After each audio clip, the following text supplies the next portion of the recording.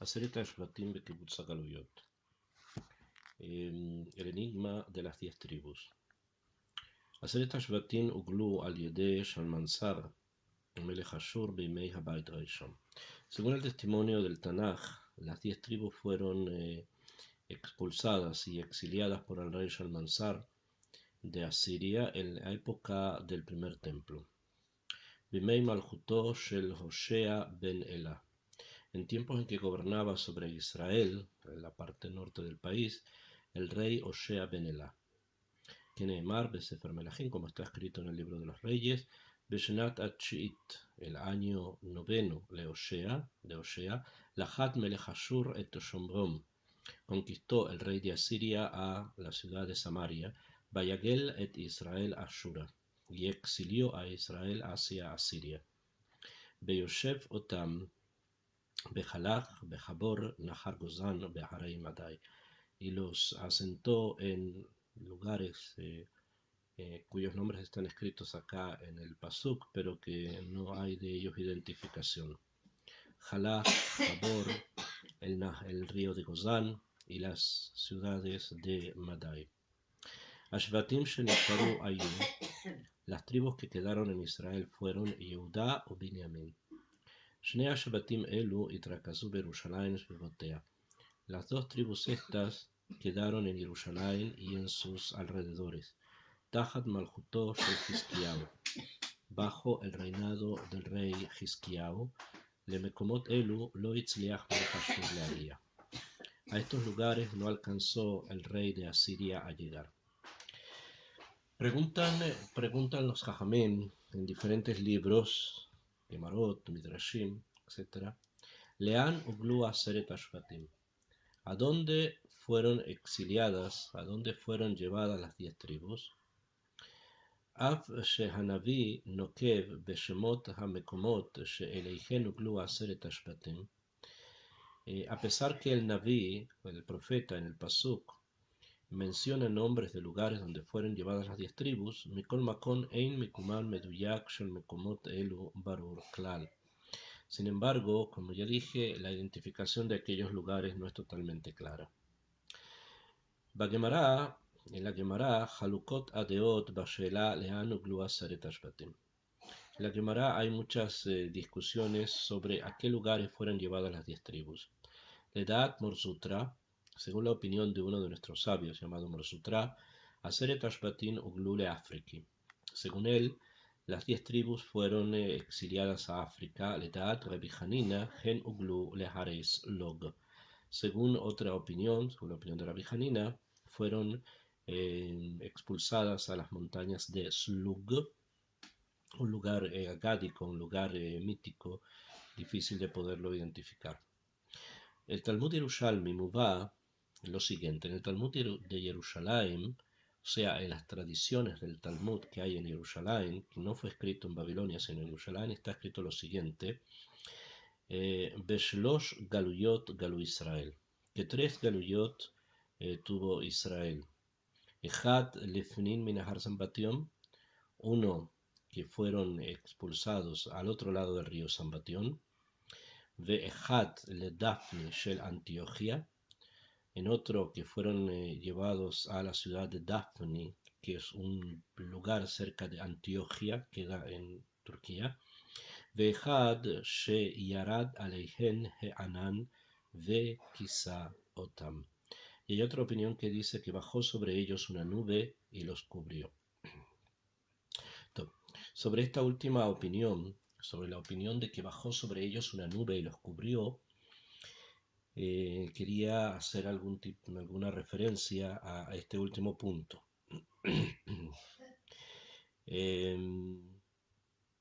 Los dos anteriores que hablan de lugares geográficos, simplemente uno el río Zambatión, famoso, también conocido en nuestros textos, o la ciudad de Dafni en Antioquía, son dos puntos que hay que también sobre ellos analizar y profundizar, pero me quiero referir al tema de que fueron cubiertos, que las tribus fueron cubiertas por una nube. Esto quiere decir que desaparecen de nuestra capacidad de podernos relacionar con ellos. ¿Y esto qué significa? Esto puede significar diferentes puntos. A nivel real puede ser que se asimilen, o sea, que desaparezcan simplemente. Segundo, que hayan lugares en el mundo que todavía no hemos podido llegar a ellos y que todavía hay población de origen judío. eh, hasta hablamos a nivel real, digamos, a nivel de una explicación simple, o tal vez podemos hablar de una explicación un poquitito más profunda, que Bemet hay una forma en que las tribus desaparecen, pero no a nivel físico, sino que hay una desaparición como a nivel espiritual. Y que de algún momento, en algún momento de la historia, en alguna hora de la historia, van a retornar van a salir de aquella nube, cualquiera que sea la explicación que le queremos dar a esa nube. Sobre el tema de las tribus perdidas, y su papel como tema histórico y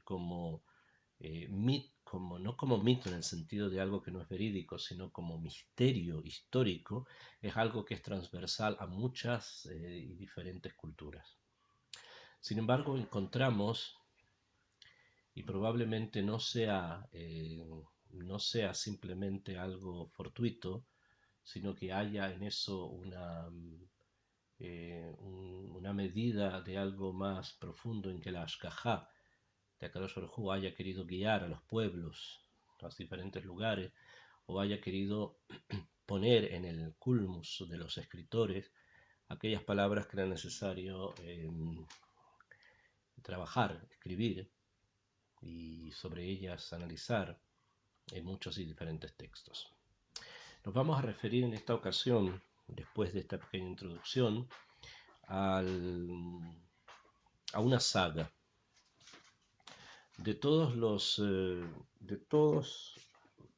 los lugares en que un pueblo conquistó a otro o realizó un acto de conquista sobre otro, y que ello haya quedado plasmado en libros, que haya quedado escrito en libros, no solamente que describen guerras y batallas con todo el símbolo que eso trae, sino que también a través de la inclusión de temas de tipo místico y esotérico. Conocemos solamente dos casos en la historia de la humanidad. Uno es el caso de la fundación de Roma, en que los emperadores, cuando ya estaba asentado el imperio, pidieron a diferentes escritores que ellos conocían y que los habían ya escogido, que escribieran la saga, que escribieran la forma en que Roma había sido conquistada y que había sido fundada. Ese es un caso y proviene probablemente de todo lo que es Europa en términos simples. Tenemos otro caso en el mundo de una situación parecida, probablemente la única que conocemos como probablemente parecido a este primer punto, que es la conquista que hacen los españoles del Finisterre. Finisterre es una expresión dentro de la mística al lugar que se considera el fin del mundo. Finisterre, el fin del mundo, o sea, aquellos lugares que son la punta donde termina toda la tierra, donde ya no hay más habitantes, donde no hay más naturaleza. En la península se refiere al sector de Galicia, donde termina el continente, donde termina Europa, y ese lugar se conocía como Finisterre, y por eso las peregrinaciones comunes en la época de los celtas, y de ahí hasta nuestros días, la famosa caminata hasta Galicia. Y dentro de América Latina, el Finisterre pasó o es la franja de tierra que después los historiadores van a denominar Chile. En la conquista que hacen los españoles de Chile como Finisterre, tenemos tres libros que marcan la epopeya, o sea que son los tres libros que describen la conquista. Uno es un libro que se llama Purem Indómito, de autor desconocido, no sabemos exactamente el autor de Purem Indómito. Hay un nombre entregado por algunos historiadores y algunos escritores chilenos del siglo XVIII, principios del siglo XIX, principios del siglo XX, sobre el posible autoría de Purim Indómito, pero no está totalmente claro quién lo escribió. El otro libro es un libro que se llama Cautiverio Feliz, de un sacerdote que se encontraba junto con los españoles en el tiempo de la conquista y fue tomado prisionero por los indios y pasa con ellos un tiempo. Después, cuando es liberado, escribe sobre su cautiverio, se llama Cautiverio Feliz. Y el libro emblemático que marca el antes y después en toda la literatura latinoamericana y que es uno de los pocos libros que se salva de ser quemado, que estaba en la biblioteca de Don Quijote y que Cervantes dice que es, en sus palabras, es uno de los libros que mejor se ha escrito en lengua castellana y por eso vale la pena conservarlo y no quemarlo, parte del segundo capítulo del Quijote. Se refiere a la Araucana, escrito por don Alonso de Ercilla. De los tres libros que marcan la epopeya, Purim Indómito, Cautiverio Feliz y la Araucana, los libros más esotéricos, o sea, los libros que marcan más la experiencia sobrenatural en la conquista, pues son obviamente la Araucana, y vamos a explicar por qué en relación con las tribus perdidas, y el Purim Indómito. El Purim Indómito es un libro que describe en cierto sentido bastante histórico por un lado y bastante filosófico, místico por otro, el famoso desastre de Curalaba, que ocurrió en 1598, en que los indios se levantaron en contra de los españoles y destruyeron 7 ciudades en el sur de Chile, el número 7 obviamente cabalístico, y había ahí una intención sobrenatural en la destrucción de estas 7 ciudades. La destrucción de las 7 ciudades fue predicha por una serie de apariciones en los cielos que los españoles vieron cuando estaban en una de las ciudades que se llama la ciudad de la Imperial. Y el libro este, Purim Indómito, describe las apariciones que vieron en el cielo de los ejércitos que luchaban y de los ángeles que bajaban, etc. Es un libro que hay que tratar de entender y de explicar qué fueron las imágenes sobrenaturales que los peninsulares vieron en él. Sin embargo, no es ahora el tema, sino que el tema que me quiero centrar en este audio es el tema de la Araucana y también desde el punto de vista místico. En la segunda parte de la Araucana, Ercilla escribe lo siguiente. Él dice, una mañana al comenzar el día, saliendo yo a correr aquella tierra, ellos estaban cerca de Angol, en el sur de Chile, en el sur de la capital, yendo hacia el sur de Chile. Donde por cierto aviso se tenía que andaba gente bárbara de guerra. O sea, Ercilla sale del lugar donde él estaba acampando con el resto de los soldados y se aparta un poco de ellos a pesar que sabe que en ese lugar había aviso, se le habían dicho que andaba gente bárbara de guerra, o sea que habían indios que podían ser hostiles. Dejando un trecho atrás la compañía, o sea, apartándose del campamento, cerca de un bosque espeso y alta sierra, se acercó, se introdujo en un bosque espeso, una alta sierra, es una pequeña colina. Sentí cerca una voz envejecida diciéndome, ¿dónde vais? Que no hay salida.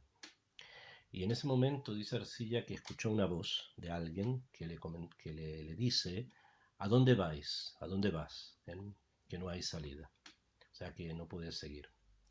Entonces Ercilla se conmueve y dice inmediatamente, volví el rostro y las riendas hacia el lado donde la extraña voz había salido. Me di vuelta y miré aquella extraña voz, se dio vuelta en el caballo, dice que con las riendas estaba sobre su caballo, diose la vuelta y vio lo siguiente, y vi a Fitón el mágico, arrimado al tronco de un gran roble carcomido, sobre el herrado junco recostado, que, como fue de mí reconocido, del caballo salté ligeramente, saludándole alegre y cortésmente. En ese momento, al darse vuelta, Ercilla ve al mago Fitón.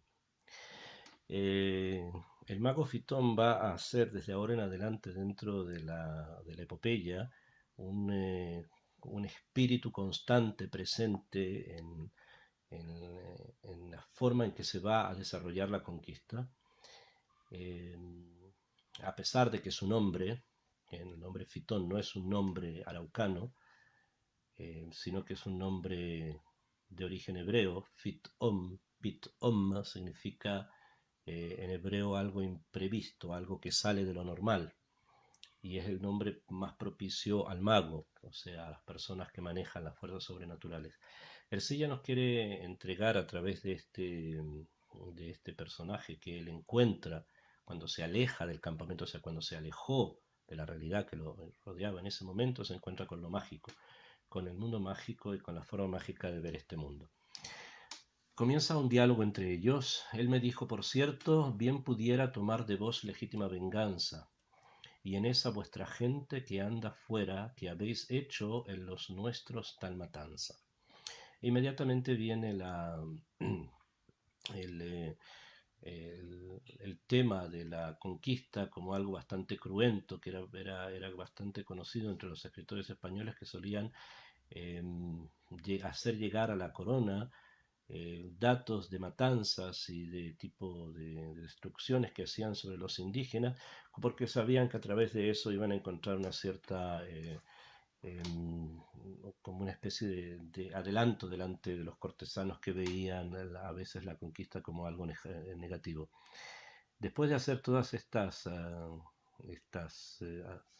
alusiones por boca del mago, continúa lo que es mucho más importante y dice, salimos a un hermoso verde prado que recreaba el ánimo y la vista, o sea, se llegó a un lugar paradisíaco do estaba en ancho cuadro fabricado un muro de bella vista, de varia jaspe y pórfido escacado, que en este lugar había como especie de muro que tenía diferentes tipos de hierbas, especialmente él habla acá del jaspe, o sea, del jazmín, y al fin de cada escaque una amatista, y también de otro tipo de flores y de hierbas que parecen ser que reencuentran o retraen una idea muy antigua dentro de la mística, que cualquier lugar que es profundo en ideas esotéricas tiene el aroma, es muy agradable. Mil sabrosas historias entalladas.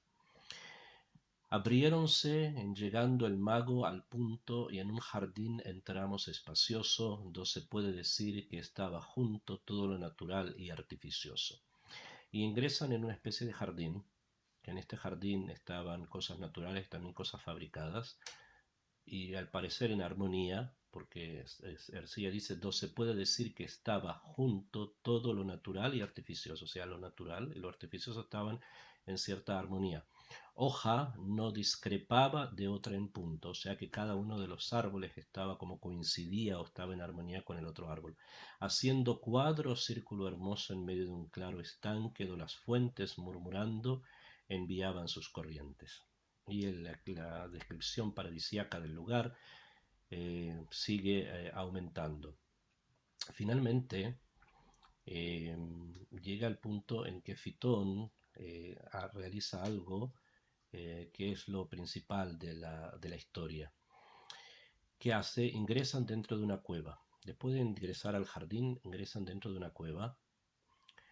Y en esta cueva, el mago le va a decir a Ercilla que contemple el techo de la cueva, que mire la parte de arriba de la cueva.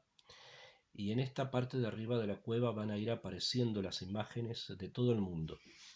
O sea, le va a decir, mira a tal lugar y va a aparecer tal lugar en el mundo, como una especie de holograma del todo el globo terráqueo de un lugar al otro, y ellos van visitando en el techo de la cueva, van visitando lugar tras lugar.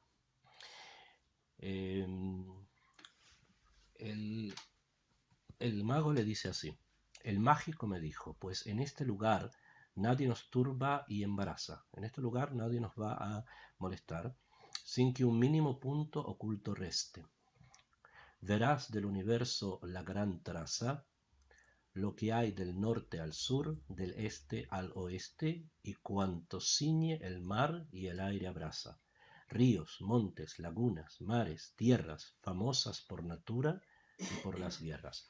O se le dice, va a haber acá todo lo que existe en el mundo que haya sido conocido por naturaleza, o sea, que haya sido descubierto, y también lugares que hayan sido famosos por las cosas que los hombres hayan hecho en ellas, especialmente sus guerras. Y así comienza el viaje dentro de la gruta del mago, mostrándole el techo de su gruta. Mira el principio de Asia a Calcedonia y le empieza a mostrar el oriente. Después del oriente comienzan a ver el Mediterráneo, África, más hacia el oriente Hormuz, el Golfo de Hormuz, Arabia, Persia, Carmenia, la India, el Gange, Catay, la China, etcétera. Van recorriendo el mundo entero a través de este holograma, a través de estas visiones que el mago iba despertando, que iba abriendo, iluminando en la medida que él iba hablando. Eh, la saga, la epopeya que se está describiendo con la conquista que hacen los españoles del Finisterre, adquiere a través de la visita de Ercilla en la cueva del mago Fitón una característica completamente distinta. O sea, lo importante no fue la conquista de tipo material, sino lo importante fue el hecho de que los españoles en este lugar se hayan asido, hayan apropiado, se hayan adquirido justamente la posesión del mundo entero. Y esto es lo que el mago les quiere entregar a Cervantes y quiere que Cervantes comunique en su libro. Continúa el viaje, sin embargo, poco a poco las cosas van centrándose más en el Finisterre, o sea, en Chile, y en las tierras que los españoles han conquistado al sur del imperio de los incas. Y acá hay una descripción bastante detallada que hace el mago desde las ciudades de Penco hasta lo que vamos a reconocer y conocer como la isla de los bienaventurados, que después va a ser denominada con un antiguo nombre, como la isla de Chiloé, o que también se la conoce como la isla Grande. El nombre original en la mística es la isla de los bienaventurados. Después de que pasan por esta revisión de estos lugares, sin embargo, el mago hace una cosa bastante fuera de lo común, que nos va a dejar bastante sorprendidos. El mago le dice a Ercilla, ¿ves las manchas de tierras tan cubiertas que pueden ser apenas divisadas? Son las que nunca han sido descubiertas, ni de extranjeros pies jamás pisadas, las cuales estarán siempre encubiertas y de aquellos celajes ocupadas hasta que Dios permita que parezcan, porque más sus secretos se engrandezcan. Hace referencia acá a un lugar, dice unas manchas de tierra, o sea, en el techo de la gruta le dice, mira, ves esas manchas de tierra que como que estas tierras tienen una mancha, o sea, no se ve claramente lo que hay en esa tierra, que están cubiertas. ¿Por qué están cubiertas? Están cubiertas por celajes. Celajes son nubes. Y estos lugares son los lugares que no han sido jamás descubiertos, dice, ni de extranjeros pies jamás pisados. O sea, hay lugares donde los pies de los extranjeros no han pisado. Eso quiere decir que los pies de otras personas sí han pisado de los mismos lugares. Entonces, vemos acá que Cervantes hace alusión a la opinión de la Gemara en Masejet en Yerushalmi, que habla de que las tribus perdidas fueron cubiertas por una nube. Lo mismo está ubicado acá, lo mismo está escrito acá en la obra, cuando Ercilla nos quiere enseñar que hay lugares en el mundo que todavía no han sido descubiertos y que están cubiertos por estas nubes, y agrega lo que lo hace mucho más evidente que esta parte de la obra está conectada con la Gemara, con el Talmud Yerushalmi, cuando dice que estos lugares van a estar así hasta que Dios permita que parezcan, o sea, hasta que Hashem decida que aparezcan, porque más sus secretos se engrandezcan, porque en ese momento los secretos que Dios mantiene en el mundo en nuestra época se van a engrandecer en ese momento. El tema, sin embargo, el lugar donde se ubican las nubes y las manchas de la tierra que nos revela el mago Fitón, que revela el mago Fitón a Ercilla, al parecer estarían ubicados en lugares bastante más lejanos, porque después de la mención que hace el mago de la isla de los bienaventurados, eh, el viaje continúa hacia más bien el oriente, hacia las Filipinas y especialmente a las islas donde Ercilla finalmente muere. Él no murió en Chile, no murió en España, sino que murió en el oriente, en una de las islas de las cercanas a las Filipinas. Esto es esto es el texto. Sin embargo, la historia de las tribus perdidas y la posibilidad que las tribus perdidas estén presentes o que estén aún ocultas en parajes de Sudamérica es un motivo recurrente, no del todo abandonado. Hoy día es diferente debido a que las circunstancias sociopolíticas de esos lugares han transformado a los pueblos y a las instituciones en otra cosa. Sin embargo, durante la conquista, durante la época de la conquista en el 1500, en el 1600 y en el 1700, antes de la independencia, los gobernadores se tomaron bastante en serio el tema de la búsqueda de estas tribus perdidas, especialmente a partir de otra leyenda, a partir de otro tema, de otra cosa que ocurrió.